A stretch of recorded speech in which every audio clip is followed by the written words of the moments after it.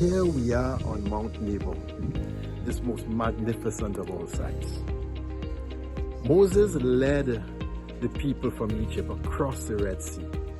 He led them through the desert for 40 years. He brought them to this point, to this place. He looked out and what he saw was the promised land.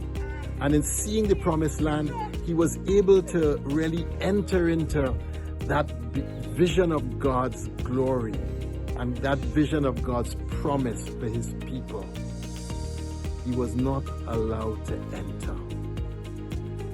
Now, many of us will feel, oh, how unfortunate for Moses. I want you to look at the other side. Look at what Moses did receive. Moses saw God face to face.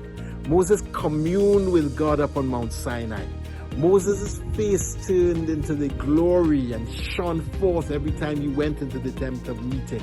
Look at the intimacy he had all along the way with God. This one bit.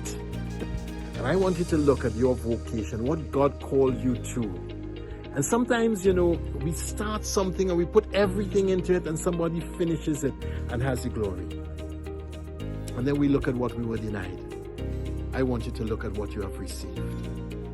Moses, by the mission God gave him, became closer to God than any of us will ever know intimacy with God. Except what we have is so much more intimate than what Moses has. Because the least of the kingdom is greater than John, who was the greatest of all the Old Testament people. So, as we are here at Mount Nebo, I want you to see not what you have been denied. That's true.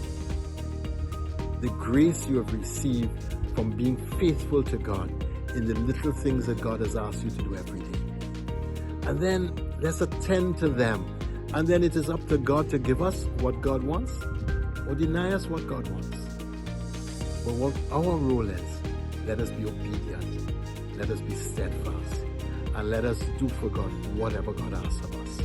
God bless you.